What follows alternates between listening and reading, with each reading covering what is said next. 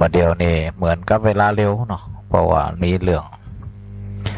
ต่างๆนานาแต่ก่อนนี่มันบ่ค่อยมีเรื่องนะเอาดูก็ได้จะตะวันจะตกดินได้จะตกดินนี่นะประเดี๋ยวนี้ป้องแวงมองแวงเอาจับพัดจับผูมดวันทำละเนี่ยมันก็เหมือนกับวันเวลามันเลยเหมือนกับมันเหมือนกับเร็วเนาะศรัทธาสาธุชนทั้งหลายวันนี้เป็นวันพระนะศรัทธาสาธุชนต้องขอขอบคุณท่านพระอาจารย์มหาสมชาติที่ได้ออกแตนไป1 ชั่วโมงนะ1 ชั่วโมงวันนี้วันพระก็นำศรัทธาญาติโยมได้สวดมนต์นะสวดมนต์ไปวังเหนือกำลังมาถึงเนาะศรัทธาสาธุชนทั้งหลายนะไปวังเหนือมาก็โดยศาสนกิจไปปักเขตแนวเขตนะปักแนวเขตวิสุงคามสีมาติวัดห้วยกันทาตำบลตงหัวอำเภอวังเหนือจังหวัดลำปางนะก็ได้รับพระราชทานวิสุงคามสีมาเรียบร้อยนะก็พอตามกฎกระทรวงเนาะพอได้รับอันนี้แล้วสำนักพุทธแจ้งไปยังวัดเจ้าคณะอำเภอเจ้าคณะอำเภอได้แจ้งไปยังวัด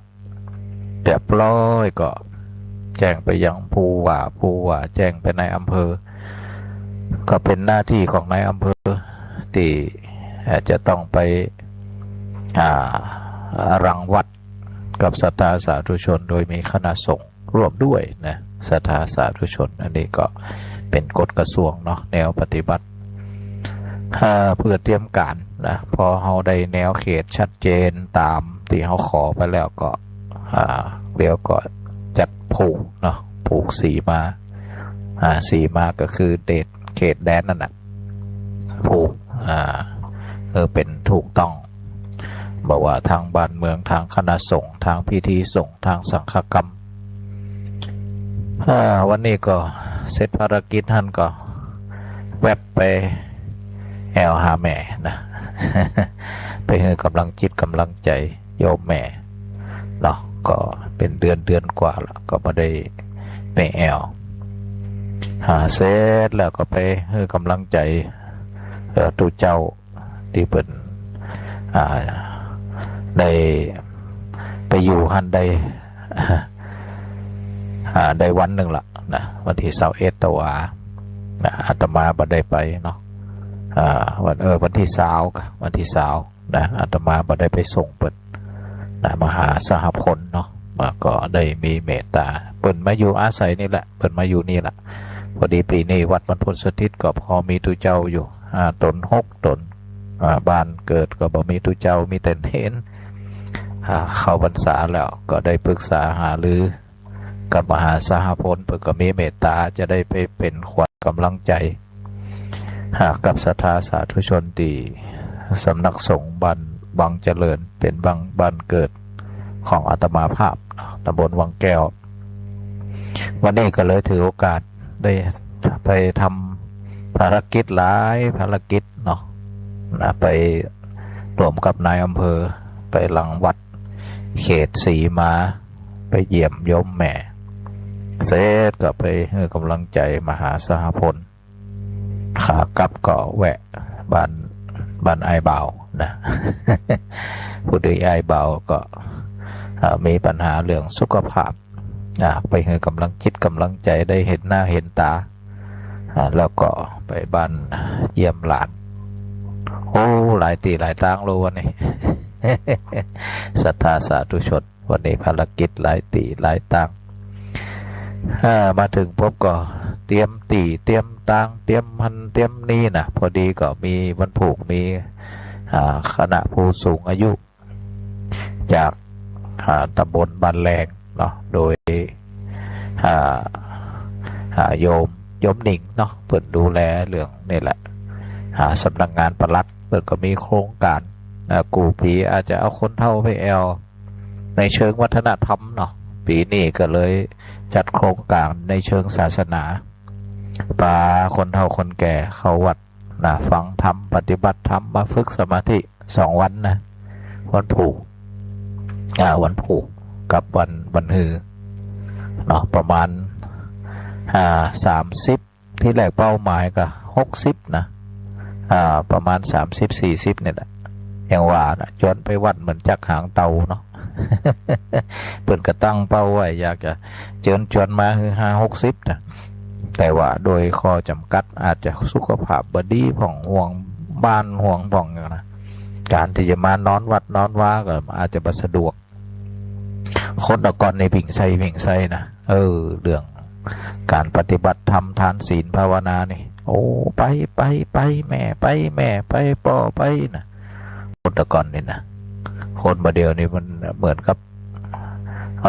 มันเหมือนละออนหันยาขมหมดแล้วนะ ตึ้งมาใครกินอย่าตึ้งหลวงอะเรื่องธรรมะโมเนี่ยนะเอาง่ายๆว่านี่ก็บว่ากันนะแต่วันผูกวันฮือ2 วันวันผูกก็ช่วงเจ้าก็พบพระกับนี่แหละกับ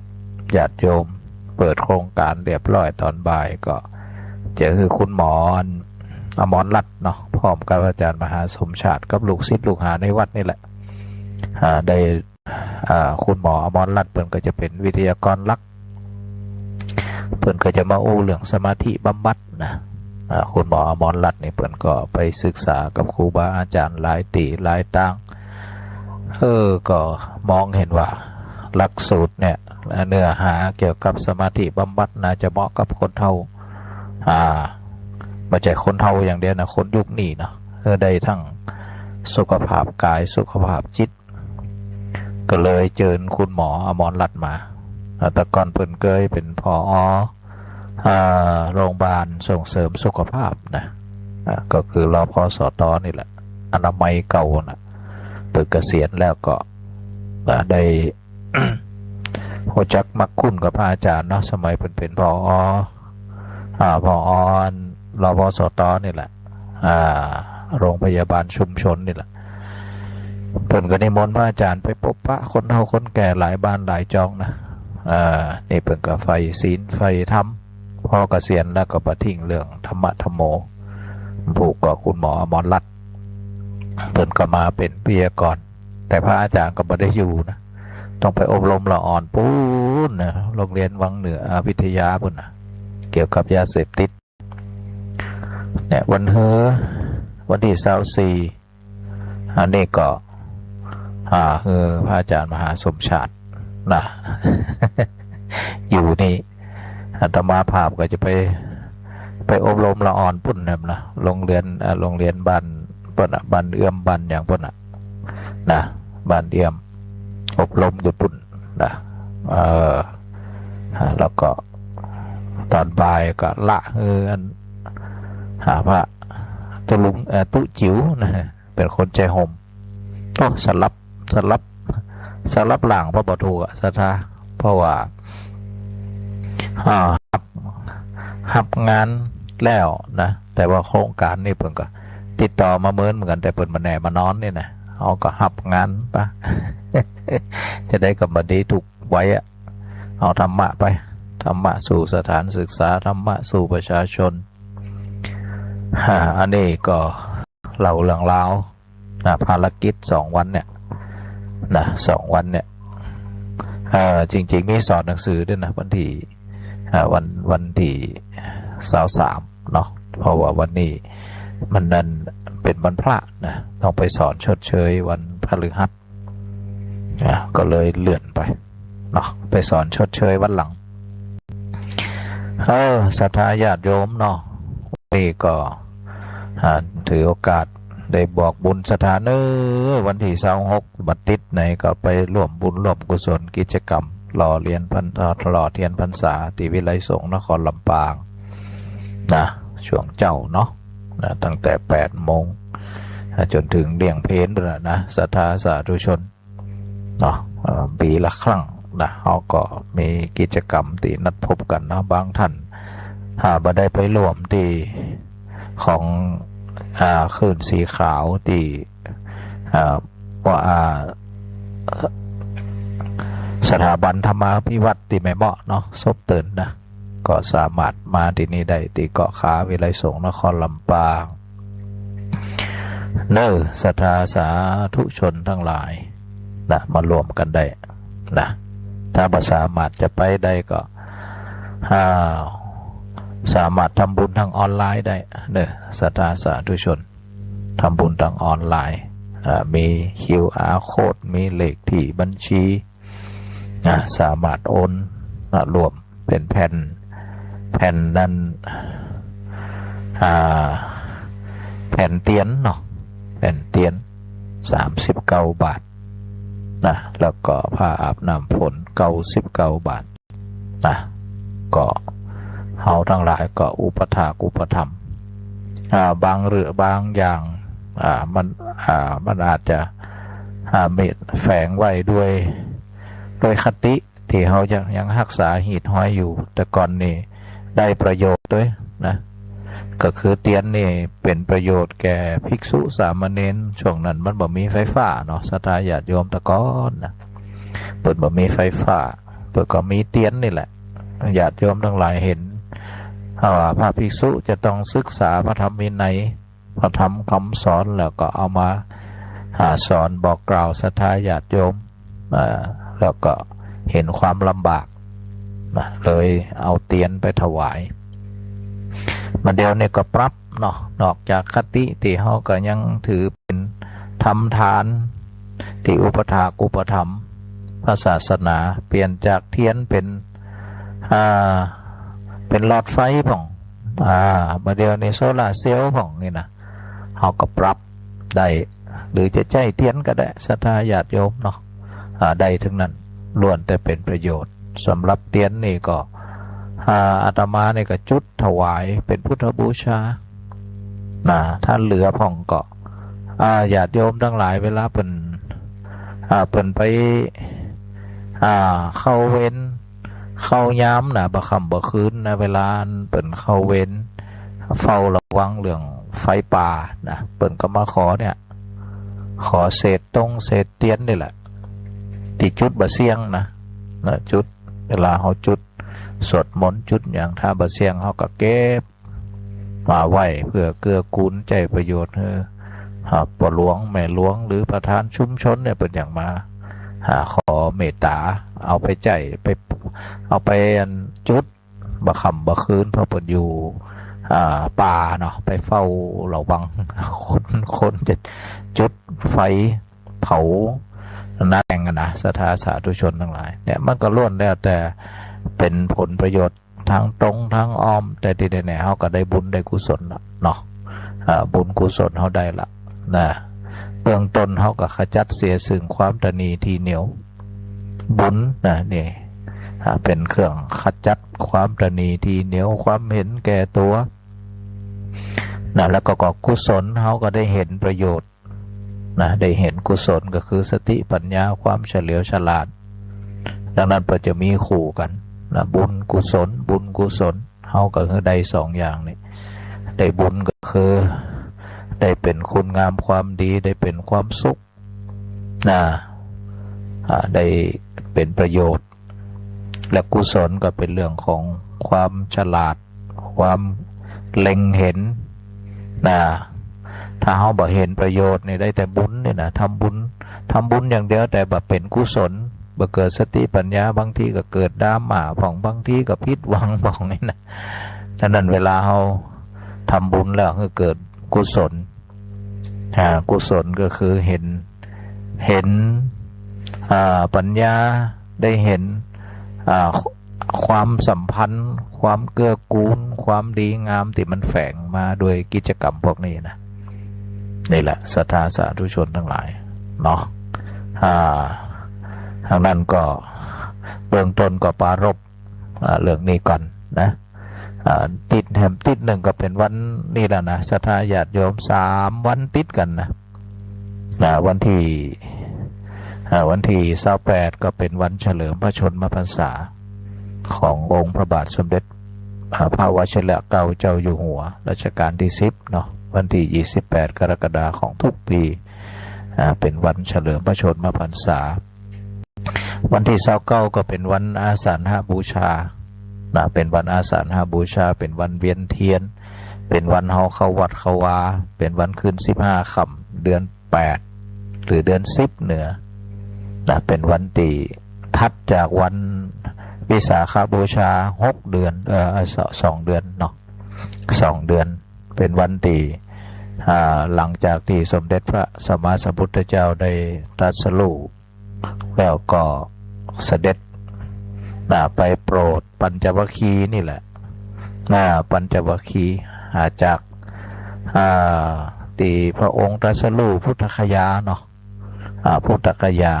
ไปเมืองสาวัตถีนี่นะก็จัดไกลเหมือนกัน200 กว่ากิโลศรัทธาสาธุชนทั้งหลายที่พระองค์เสด็จไปเพื่อโปรดใจเวลาถึง2 เดือนด้วยกันนะเนี่ยจากเดือน8ถึงเดือน10เนาะก็วันที่พระองค์ได้แสดงพระธรรมเทศนากันแรกนะโปรดปัญจวัคคีย์นะเรียกว่าธรรมจักรกับปวัตตนสูตรเนาะธรรมจักรกับปวัตตนสูตรนะก็เป็นธรรมะที่สมบูรณ์นะศรัทธาสาธุชนทั้งหลายพระธรรมเทศนากันแรกนะปรารภถึงสะท้อนถึงวิถีชีวิตของผู้คนนะที่มีลักษณะ2 ประการก็คือลักษณะมุกมุนอยู่กับความกามสุขสุขเกิดจากหย่อนยานกามสุข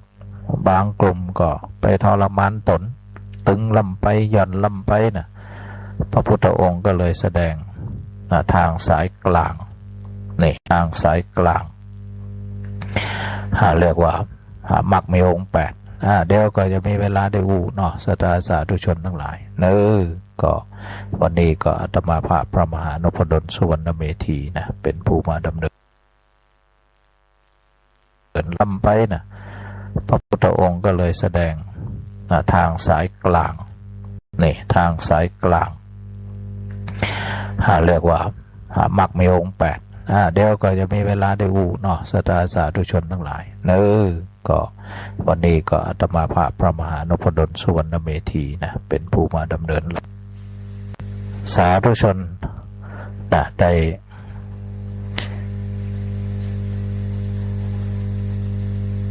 ้ว่าวันนี้เป็นวันพระวันนี้เป็นวันพระวันขึ้น8 ค่ำเดือน10เหนือแฮม8 วันก็เป็นวันอาสาฬหบูชาเดี๋ยวฟังเพลงธรรมะสักเพลงเนาะศรัทธาสาธุชนคันรายการเนาะเดี๋ยวสอบกันเพลงสอบเพลงธรรมะเพลงธรรมะเดี๋ยวก็เล่าเรื่องราวเนาะเติมอันติดแล้วนะได้เล่าเรื่องอันอย่างว่าสมัยเป็นละอ่อนเนาะศรัทธาญาติโยมก็โทรมาหลังไม้ผ่องอย่างผ่องก็ตั้งหน้าไม้หลังไม้นะก็บางคนก็แอนดูนะฟังโดยให้ตัวก็มีเดี๋ยวเกี่ยวเล่าต่อเนาะศรัทธาญาติโยมมีหลายภาคเนาะหลายเวอร์ชันนะอันนั้นเวอร์ชันที่ได้เป็นลูกถาดนะได้เป็นลูกถาดเดี๋ยวได้นั่นมาโทรมาละน้อย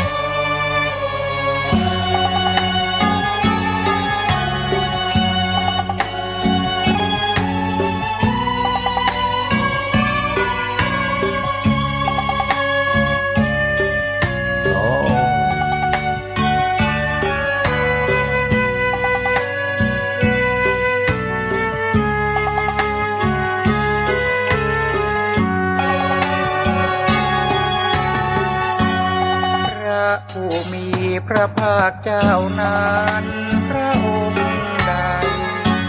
ตรัสรู้ชอบได้ด้วยตนเองนะ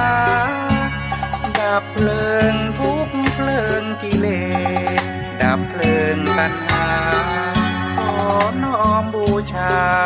พุทธคุณถึงพร้อมวิชาและจารณะงดงามจริงรู้โล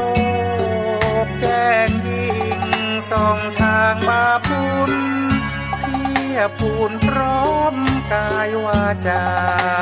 ไทยการุณบนเส้นทางบุญองค์ศาสดาอนุตตโรปุริสธรรมสารถี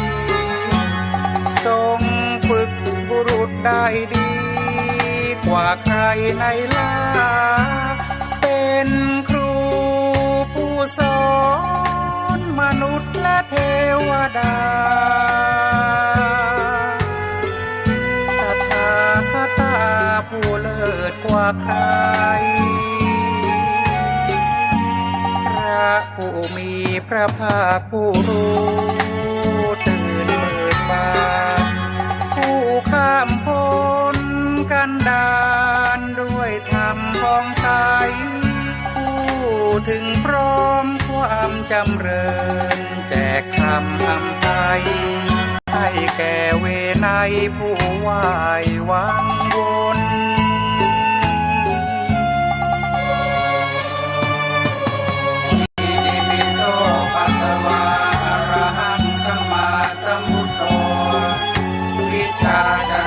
สัมปันโนสุขโตโรกวิทู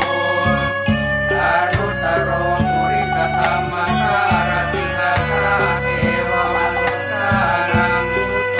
ภควาติ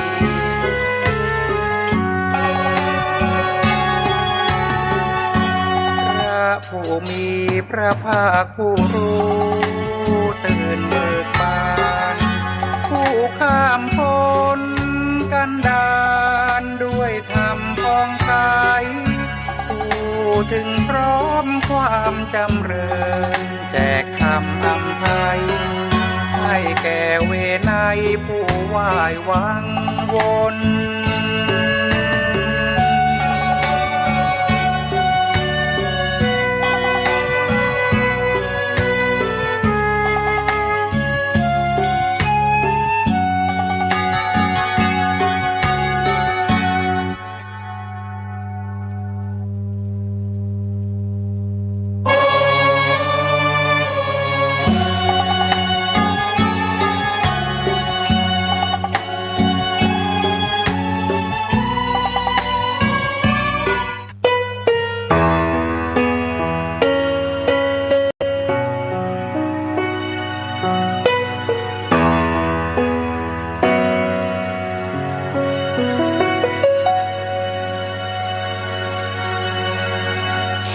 ค่าของคนอยู่ที่ผลของงานภาษิตโบราณกล่าวขานเอาไว้ปัจจุบัน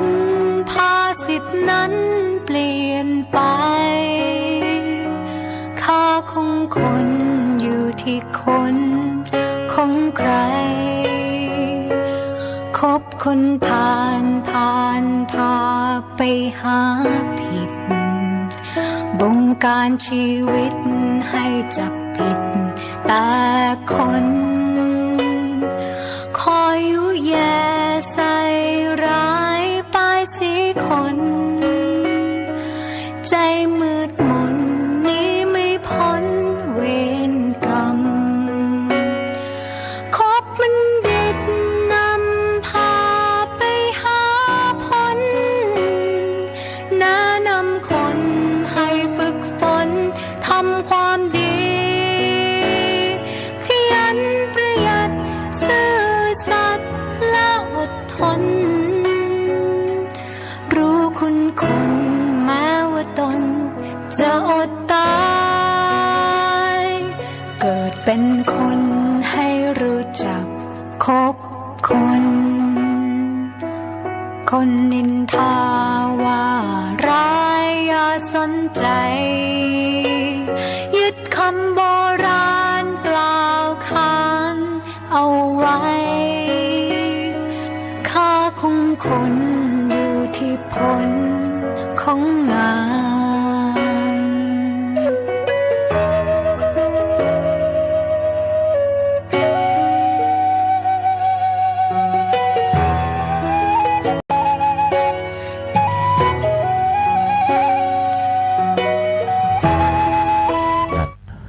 เอา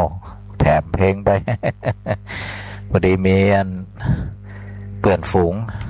โทรมาจากเชียงรายนะศรัทธาญาติโยมก็ท่านรองภูมิในการวิไลสงฆ์เชียงรายนะเปิ่นโทรเข้าสายมาว่าอันไปส่วนกลางก็ไปวังน้อยอยุธยาก็นะจดหมายด่วนมาให้บ่ศรัทธาญาติโยมก็เลยว่าวันผูกวันฮื้อนะมีอันอบรมที่วัดบรรพตเนาะก็เริ่มได้ไปแต่ถ้าเป็นมีหนังสือแต่อาจจะมอบหมายให้ท่านรองท่านใดท่านหนึ่งไปเนาะศรัทธาสาธุชนห้องก็มีหลายสายที่เป็นตะกี้แม่ชวนจากใจโฮมนะพอได้ยินอาตมาว่าบรรพุไปวังเหนือเปิดก็เลยโทรหาว่าจะได้ก็ขอแวะก็นะ บ้านสันบะเกือจะเอามาต้องถวายใจโฮมพี่น้องใจโฮมเนี่ยปลูกกระท่อนมาตองนักเนาะเหมาะอยู่นะมาตองเป็นกำลังจิตกำลังใจให้ศรัทธาสาธุชนช่วงนี้เนาะข่าวสารบ้านเมืองอาจจะเต็มไปด้วยโหดร้ายใจอยากมากรักปากชั่วมัวเมานะ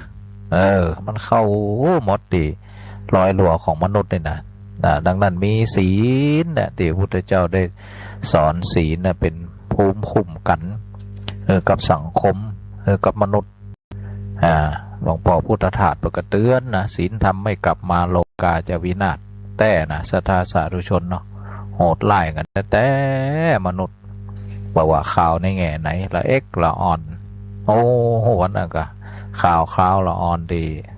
ลำปางเขาเนี่ยนะดังนะละอ่อนปฐมเนาะ เบยจือโรงเรียนปะนะดีพอคุณครูเพิ่นอาจจะว่าอย่างเขาหยอกกันเนี่ยกะเนาะอาจจะนั้นนะใครเป็นคนขี้เล่นใครเป็นคนมักหลับใครเป็นคนชอบแย่เพื่อนเนี่ยกะเนาะเอามาเขียนใครอยากเขียนกระดานก็เขียนแต่อย่างว่านะละออนที่ถูกเขียนมันคนจะอายเนาะถ้าแต่ก่อนเนี่ยบ่ได้มีปัญหาเรื่องพวกนี้นะแต่ประเดี๋ยวนี้ละออนมันคิดเกินไว้เนาะคิดเกินไว้นะบอกว่าคิดดีบอกว่าคิดให้ปากดีปากให้นะมันเกินไว้หมดอะนอนมาเดียวนะศรัทธาสาธุชนอันนี้ก็ปรากฏว่าพอเปื่อนไปเขียนป๊อบละอ่อนคนนี้ก็โคตรนี่เอาคล้ายๆว่าเอาเขาไปประจานหน้าห้องเลยนะ กันไกลเอาไปแต่งเนี่ยเอากระหันแต่ก่อนมันจะมีเหตุการณ์ดีนะมาใจเฉพาะกรณีอย่างนี้อย่างเดียวนะบะเดียวนี่ก็แค่พอหน้ากันบะได้กันหรือเต็กกดแต้ใส่บะได้นะแต่ก่อนนี่กดแต้ใส่กันเนี่ยมันกดทำไมยิ้มไปก่อนนะยิ้มไปก่อนนะบ๊ายบายนะแต่ก่อนนี่นะบะเดียวนี่มันได้นะศรัทธาญาติโยมเต็กแกก่อนเนี่ยเดี๋ยวก็จอดรถละจี้หน้าละนะถือมีดขังขวานผ่องปืนผ่องนะ บะเดียวนี่มันลุงลังนะเน่คนประเดียวโหดร้าย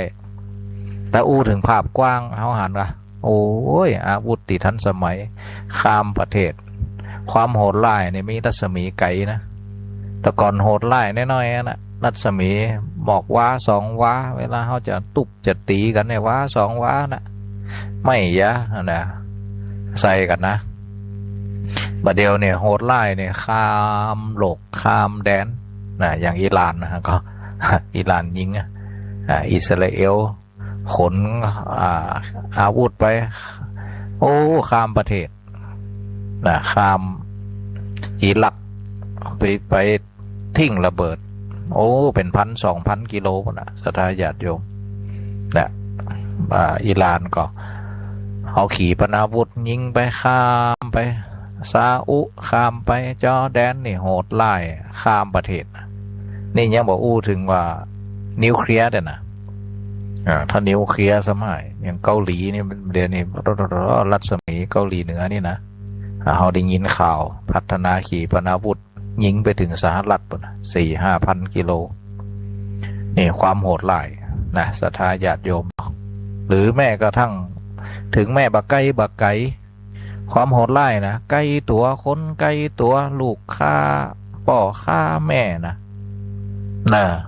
โอ้ยบางทีไปสัมผัสพอจะได้ถึงฆ่าเบิ่นกับป่อตีแม่น้ำไปนะลูกก็เลยฆ่าป่อเนี่ยนี่เขาเรียกว่าไก่โหดแบบไก่แต่รุนแรงบอกว่าไก่เนี่ยมาเดียวเนี่ยอาวุธลักษณะการโหดร้ายมันรุนแรงเนาะศรัทธาสาธุชนเนี่ยผลจากการบ่มีศีลบ่รักษาศีลข้อหนึ่งถ้ามีศีลธรรมนะอยากมีศีลมั่นคงต้องมีธรรมเนาะปลูกฝังเรื่องเมตตากรุณาบ่อยๆนะเพราะเขาบ่มีวิถีชีวิตที่ดีหรอกแต่ก่อนเนี่ยเขาได้ปลูกฝังเรื่องเมตตากรุณานะเมตตากรุณาเนาะว่ามาเดียวเนี่ยบ่ค่อยมีบ่ค่อยมีกันนะก็โลกส่วนตัวได้ซึมซับความโหดร้ายจากอินเทอร์เน็ตผ่องนะบางทีละออนก็พ่อแม่มีมือถือเนาะเข้าไปเล่นเกมยิงกันตุ่มต่ำนี่นะบางทีก็ได้ลักษณะตัวอย่างเขาเรียกก๊อปภาษาอังกฤษก็เรียก copycat ลอกเลียนแบบพฤติกรรมลอกเลียนแบบมาจากหรือแม้กระทั่งมาจากโทรทัศน์ผ่องนะบางทีละอ่อนไปเสพสิ่งแล้วเนี่ยโทรทัศน์ก็ได้ยินข่าวแล้วก็ต่างประเทศในเปิ่นลักษณะข่าวรุนแรงในเปิ่นบ่ใจออกบ่ล่ำบ่เหลือนะซะนะอย่างเฮาเนี่ยคนทั้งหลายเสพข่าวแล้วก็คนอ่านข่าวเนี่ยเป็นสตอรี่เลยนะทำเป็นเขาเรียกว่าภาพประกอบหรือแม้กระทั่งภาพเสมือนจริงหรือแอนิเมชันนะจำลองเหตุการณ์ฆ่าจะใดแต่งจะใดโอ้ยละอ่อนหูหมดหรือแม้กระทั่งภาพรุนแรงต่างๆปล้นธนาคารปล้นจะใดลบจะใดนะเนี่ยสิ่งเหล่านี้มันโคตาประเทศเขาเสนอข่าวลักษณะนี้นะเพราะเด็กเนี่ยเขาไม่รู้อะไรหรอกยังไม่รู้อะไรควรไม่ควรมีอย่างเดียวก็คือ copycat ลอกเลียนแบบนี่สังคมไทยมันรู้สึกว่ามีช่องโหว่หรือแม้กระทั่งคนทั้งหลายก็ยังไม่เห็นประเด็นพวกนี้เนาะบางทีก็นึกคำว่าเสรีภาพในการเสนอข่าวคำว่าเสรีภาพนะก็เลยบ่ได้นึกถึงประเด็นอื่นๆนะมักจะมีความเสี่ยงไปนะศรัทธาสาธุชนนี่โหดร้ายใจอยากบ่เดียวนี่นะความโลภมนุษย์นี่นะถ้าไม่สนใจวิธีการว่าได้มาจะผิดศีลผิดธรรมหรือไม่มีข่าวเรื่องแก๊งสแกมเมอร์เนาะหรือแม้กระทั่งโกงนะหรือแม้กระทั่งแอกอะไรก็แฮกข้าวนะไปสแกนหาเลขบัญชีไปอย่างหรือแม้กระทั่งจ้างเปิดบัญชีมาแล้วตัวเก่าก็เอาบัญชีกับ ATM ไปบางทีก็500เจ้าของบัญชี3,000ต้องคนดีไปเปิดบัญชีกับบ่หัวได้เงินง่ายๆ500 1,000 2,000ก็เอาไหลนะแต่หารู้ใหม่ว่าเขาเอาเลขบัญชีเราเนี่ยไปหลอกนะเนี่ยโกหกยักยอกสปะนะศรัทธาสาธุชนทั้งหลายนี่เป็นเรื่องของละเมิดศีลข้อ2เรื่องนั้นทำผลกระทบต่อคนเป็นจำนวนมาก เห็นหรือยังศรัทธาสาธุชนทั้งหลายเนาะโอ้มีสปะหรือแม้กระทั่งศีลข้อ3เนาะ ศีลข้อ3มีจู่มีกิ๊กข่าวอย่างแต่ว่าวันซื้อนี่ออกมาที่อย่างก็ลุงก็ไปมีกิ๊กไปเป็นจู่เป็นกิ๊กกับหลานไปนะหลานไปนะมีข่าวนี่ก็มีปัญหาเรื่องมากมายเนาะก็ย้อนบ่มีศีลก็มีธรรมมันแหละบ่มีความสื่อสัตย์ต่อกัน อ่ามันเหมือนกับตาฟังตีมันบ่มีอย่างเป็นนั่นคอยซับคอยอย่างเนาะน้ำไหลมากระเซาะพังทลายหมดนะอย่างอยู่ไกลฟังก็เสียหายหมดมีต้นใหม่ต้นตอกล่มละเนระนาดบานจ้องห่องหออยู่ใกล้ตาฟังเพราะตาฟังมันบ่แข็งแรงน้ำมันแห้งตาฟังมันบ่แข็งแรงก็ทำให้กระทบต่อสิ่งดีติดกับตาฟังเหมือนกันศรัทธาญาติโยมทั้งหลายคนที่มีความโลภความโกรธความหลงรุนแรงแล้วก็บ่มีธรรมะเป็นเกราะป้องกันนะไม่มีธรรมะเป็นเกราะป้องกันเหมือนกับตาฟังกับน้ำเนาะตาฟังมันบ่แข็งแรงแล้วก็น้ำแห้งไงนะมันกลายเป็นทำลายตาฟังทำลายของทำลายต้นไม้ล่มระเนระนาด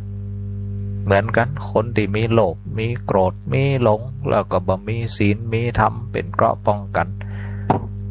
มักจะทำลายมนุษย์ด้วยกันเอง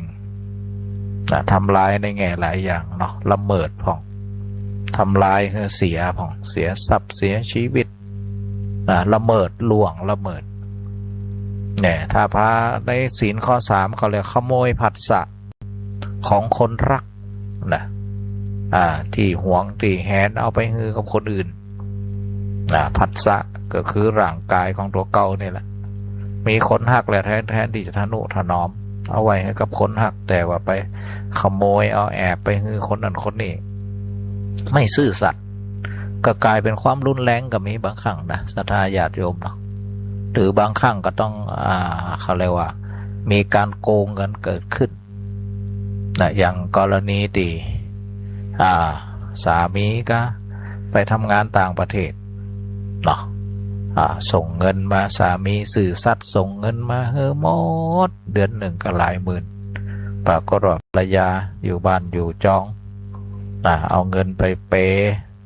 จู้ไปเปกิ๊ก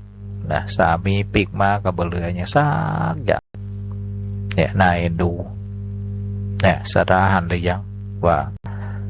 บ่มีศีลข้อบ่รักษาศีลข้อ3ละเมิดมันก็สร้างความทุกข์ความสร้างความเปราะบางในที่สุดก็ล่มสลายบางทีมีลูกมีเต้าอยู่ต้องแยกทางกันเป็นปัญหาบ่ใช่ด้านเดียวเนาะศรัทธาสาธุชนทั้งหลายปัญหาหลายด้านตามมานี่มันบ่มีศีลมีธรรมเนาะศรัทธาสาธุชนทั้งหลายก็เราปารภเฮามีศีลมีธรรมกันเนาะวันนี้ก็เดี๋ยวกันก็บอกเบอร์โทรศัพท์อย่างน้อยนะ0865867540วันนี้ก็อู้เรื่องยังบ่เล่าสตอรี่เดี๋ยวเนาะสตาร์สตอรี่นี่มันต้องมีใจแล้วก็มีบรรยากาศนะวันนี้ผมรู้สึกว่ามันงานหลายงานมาถึงวัดก็บ่ได้พักเลยนะมาถึงวัดก็ทำนี่เตรียมสวดมนต์เนาะศรัทธาสาธุชนเตรียมเตรียมตังนะต่อแล้วก็สำรวจตรวจตาอาคารนะสำรวจตรวจตาสิ่งของไปเสร็จแล้วก็ไปดูต้นไม้ต้นตอกเรียบร้อยก็อาบน้ำอาบท่าโยมมาสวดมนต์วันนี้ก็สวดมนต์ฉบับย่อนะครึ่งชั่วโมงนั่งสมาธิครึ่งชั่วโมงก็ช่วงนี้ฟ้าฝนเนาะศรัทธาสาธุชนตกจัดเดียฟ้าฝนนะแต่มันตกเป็นย่อมเนาะไปบ้านก็เฮ็ดกำลังออกนะแม่ก็ห่วงนะพ่อหัวลูกเบาปีสาวโทรไปหาปีสาวโทรไปหาแม่ความผูกก็จะไปบ้านไปจองนะไปซ้อสื่อเฮ็ด กว่าลูกเบาไม่ได้กินเฮ็ดนะช่วงนี้มันฝนตกความชื้นเนาะความชื้นความร้อนถ้าร้อนอบอ้าวนี่เฮ็ดด่านมันจะออกนะถ้าชื้นมันเฮ็ดไข่ห่าน ไข่ห่านไข่เหลืองนี่กะเนาะไข่ห่านไข่เหลืองเห็ดขาวเห็ดเหลืองนะเห็ดโจโลของบางทีก็ห้องบ่เหมือนกันบางทีก็ห้องโจโลทางอีสานห้องเนี่ยก็เห็ดเนี่ยนะอยู่มันออกตามป่ายางนงยางนาบ้านเฮานี่ป่าเหียงป่าตึงเนาะเห็ดพวกนี้มันจะออกนะโอ้มันกำลังออกเลยล่ะฝนตกหนักเนาะวังก่อนนะวังเหนือเนี่ยนะแต่เจ้าก็ตกแถวใจโฮมเนาะเจอฝนนะนายอำเภอก็เป็นห่วงนายอำเภอวังเหนือก็โทรหาพระอาจารย์ได้มาวังเหนืออย่าไม่ละไปนะพอดีเปิ่นก็มาแน่ใจเพราะเปิ่นก็ไปรวมนี่แหละหลังวัดพ่อพระอาจารย์ก้อยๆมาเนอะผมมาเปิ่นก็เดินทางตอนเจ้าเหมือนกันเนาะผมมาก็เจอฝนตกนะเจอกันนายอำเภอหนุ่มอยู่ทำงานดีมากนะทศพลจักบุญมา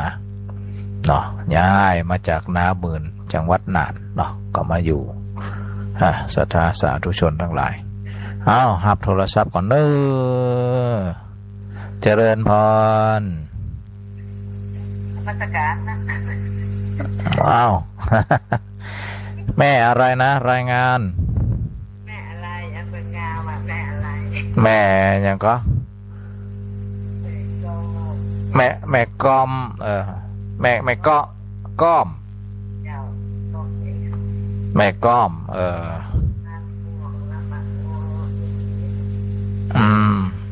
มันก่อนก็เจอหลวงพ่ออยู่หลวงพ่ออันนี้มันก็จะไปโดดอันรอเตียนอันเขาจะรอนี่มาอะไรนี่ไปล่ะเจ้ามันจะไปนะหลวงพ่อนะเจ้าเป็นมันน่าจะว่าไปแล้วไป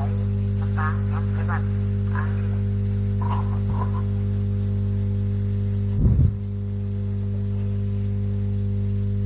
ใจสู้นะหลวงพ่อ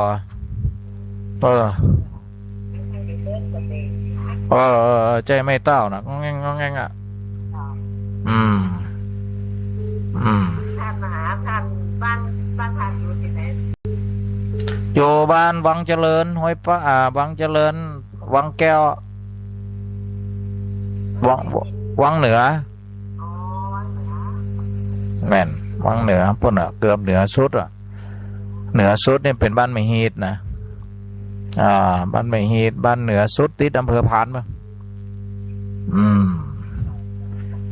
เจริญพรสายเข้าแหมสายหนึ่งเจริญพรนะแม่เนอเจริญพรทำให้สาวเจ้าคือเจ้ารายงานตัวไผ่ก็นี่จะมันห้องหรอคุณเนอใส่เราเจ้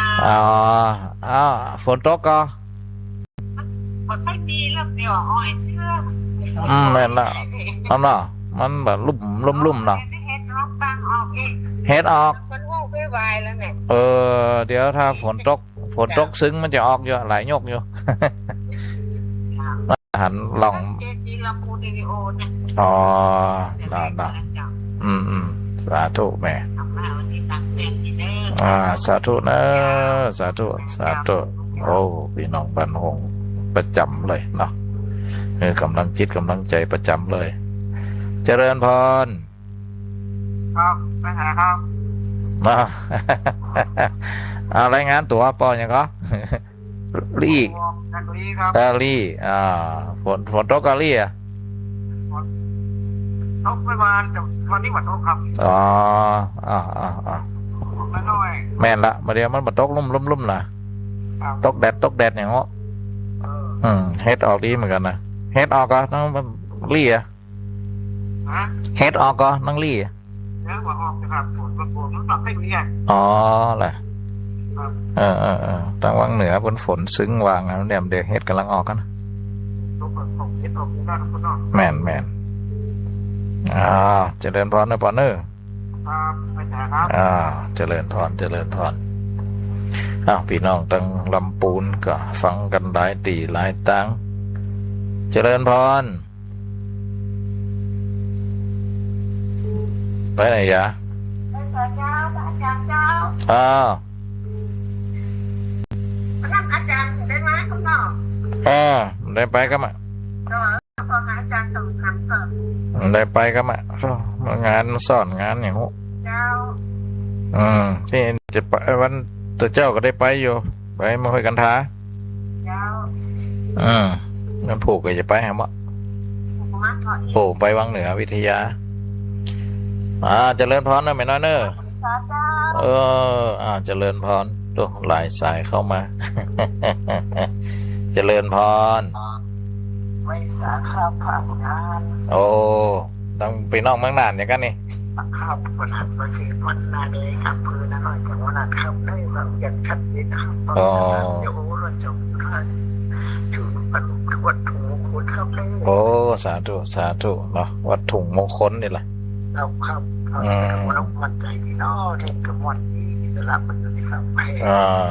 อันนั้นต้องทำวันใจกันหน้ามันจะนอกพี่น้องเลยเจ้าครับเจริญสุขแก่ที่กำลังรับมันทำให้เขานอก แมน มันจะพูดเป็นสิ่งที่ทำให้เขาไป หลังจากที่อาจารย์เขาเลิ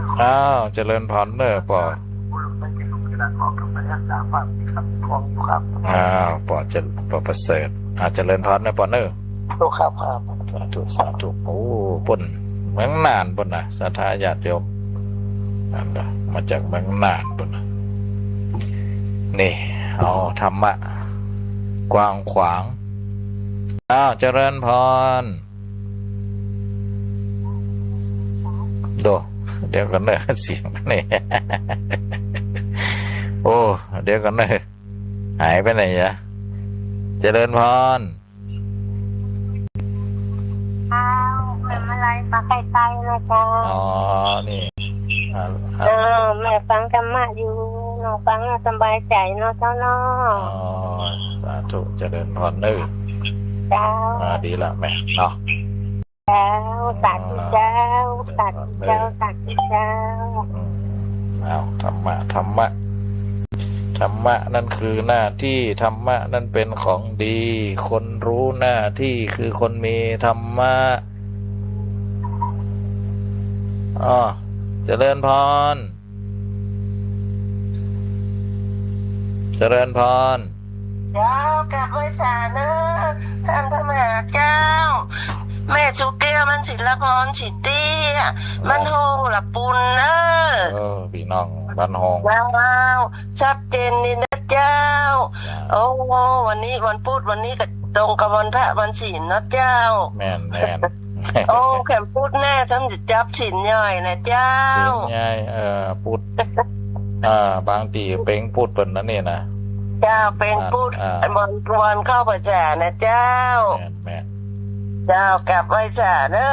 เจริญพรเนอะ สาธุเด้อเจ้าเด้อเจ้า แม่สุแก้วเจริญพรเนาะจุมาเด้อบางสายมันมาซ่อนผ่องยังผ่องนะศรัทธาญาติโยมเจริญพร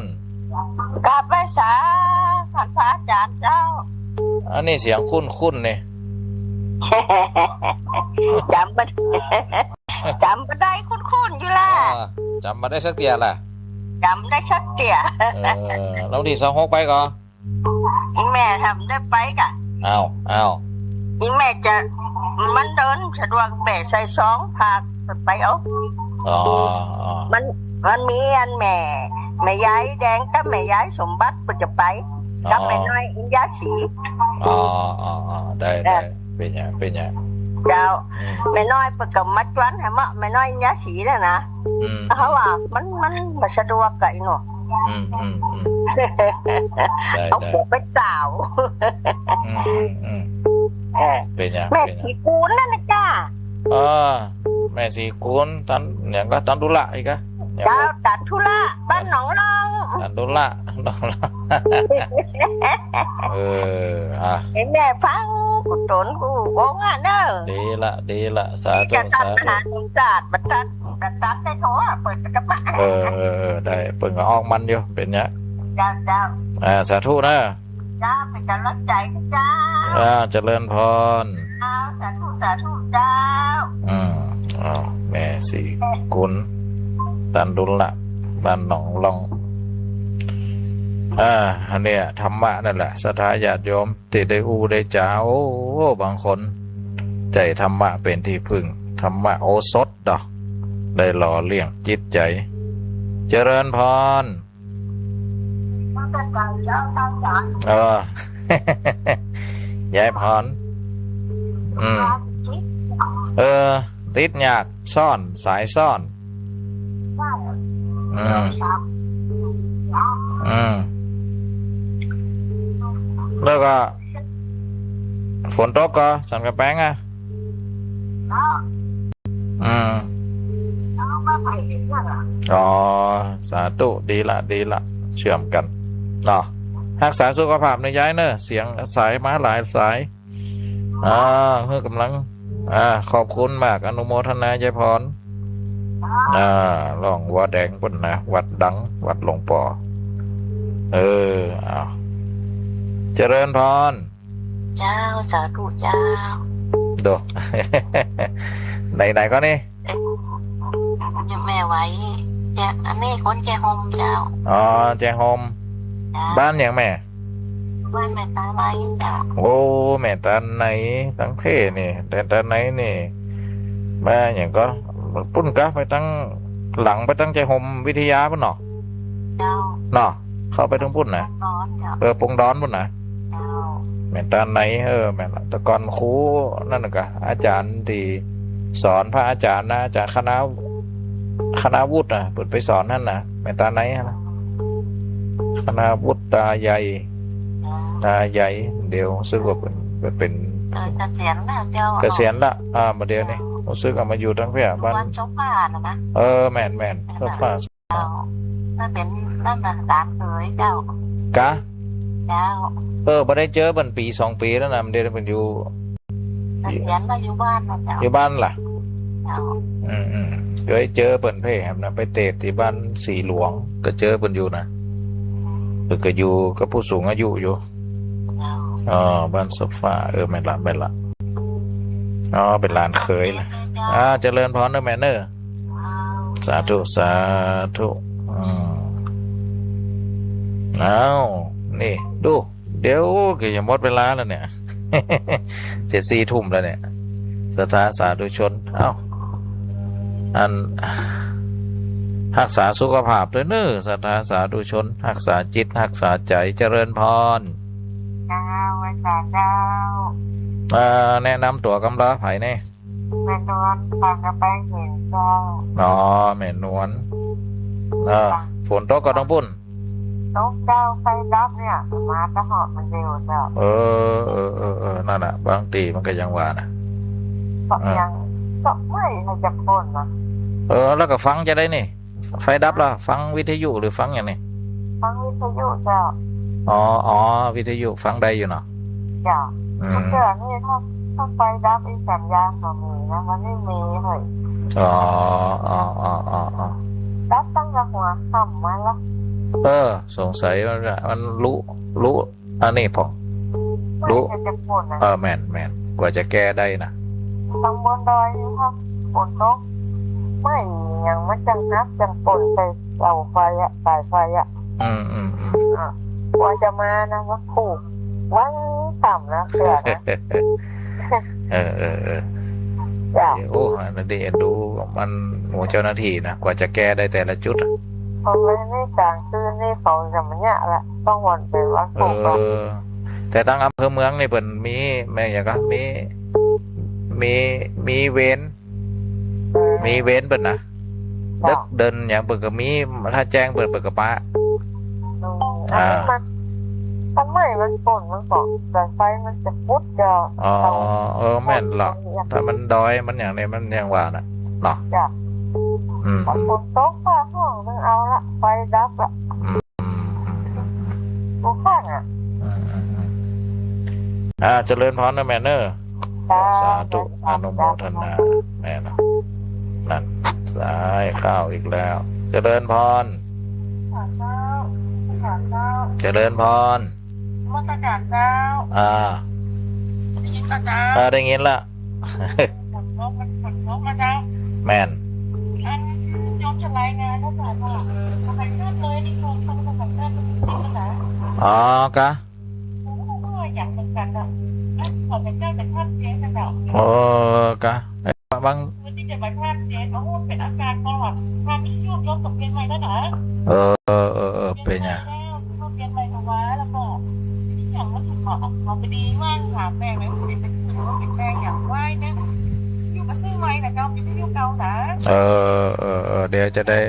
จ้งให้ได้เจริญพรเด้อสาธุเจริญพรอ้าว ต้องขอสุมาอภัยศรัทธาญาติโยมที่บัดดำหับสายเนอะบางคนกัดโทรมาหลายครั้งหลายคราวบัดดันได้ครับวันนี้ก็ช่วงสุดท้ายเนาะนี่นะศรัทธาญาติโยมได้ปรารภเรื่องสังคมประเดียวเนี่ยวันนี้บัดได้เล่าอันสตอรี่นะเรื่องราวของตัวเก่านะได้ปรารภเรื่องศีลเนาะคนขาดศีลขาดธรรมยุคนี้นะโหดร้ายใจอยากมากรักปากชั่วมัวเมาตรบเดียวเนาะแต่เขาก็ตั้งรักให้ดีศรัทธาญาติโยมเนาะตั้งรักให้ดีเราไม่เอาความชั่วของคนอื่นมาเป็นเหตุให้เราต้องหยุดทำความดีหรือไม่เอาความชั่วของคนอื่นมาเป็นข้ออ้างให้เราไปทำความชั่วเหมือนกับเขาไม่เอาความชั่วของคนอื่นมาเป็นข้ออ้างมาเป็นเหตุให้เราต้องทุกข์นี่สำคัญเนาะดังนั้นเขาก็ตั้งรักให้ดีเดี๋ยววันหลังก็จะอู้ประเด็นพวกนี้แหละนะบางคนเนี่ยความชั่วของคนอื่นแล้วมาเป็นเหตุให้ตัวเองทุกข์ด้วยบางทีทุกข์ข้ามจังหวัดนั่นนะเปิ่นบดีกันอยู่ต่างจังหวัดปุ่นตัวเก่าก็จะคอยมาพิมพ์ข้อความบดีผ่องด่าเปิ่นตั้งอันนี้ผ่องนี่นะเนี่ยบางทีก็ขึ้นศาลเนี่ยเขาเรียกว่าเอาข้อความเข้าสู่ระบบอินเทอร์เน็ตระบบคอมพิวเตอร์บางทีก็โดนฟ้องศาลบางทีก็โดนปรับนะนี่เอาความชั่วของคนอื่นมาเปิดโอกาสให้ตนเองได้ทำความชั่วนะมันเหมือนกับเปื้อนแล้วก็จะไปกอดเปื่อนนี่นะเราไม่ชั่วตามเขาแต่อย่างน้อยเราก็สุขภาพจิตของเราต้องไม่เสียศูนย์ไม่เสียหลักไม่เสียสุขภาพจิตเอาละ4 ทุ่มแล้วนะศรัทธาญาติโยมเนาะ4 ทุ่มละก็ขอบคุณญาติโยมทุกท่านเนาะแล้วก็ขอเป็นกำลังใจให้กับญาติโยมทุกท่านนะในการที่จะอยู่ในศีลในธรรมอยู่ดีดำรงชีวิตอยู่เนาะใจธรรมะเน้อทานศีลภาวนานะทานนี่ก็เหมือนกับเราได้เตรียมตัวได้สะสมบุญบารมีไว้ไปนะเขาเรียกว่าย่ายนะย่ายสมบัติตีมันเขาสามารถขนได้เอาไปโดยสมบัติทิพย์ด้วยการทำทานนะรักษาศีลเจริญภาวนาเน้อเอาละก็ขอกราบขอบพระคุณครูบาอาจารย์ทุกท่านที่เป็นเครือข่ายคลื่นสีขาวเพื่อชาวประชาญาติโยมได้ฟังเทศน์ฟังธรรมได้ฟังข้อคิดดีๆแล้วก็ขออนุโมทนาญาติโยมทั้งหลายมีความเจริญงอกงามอยู่ดีมีสุขอยู่เย็นเป็นสุขสมบูรณ์พูนสุขทุกท่านทุกคนเถิด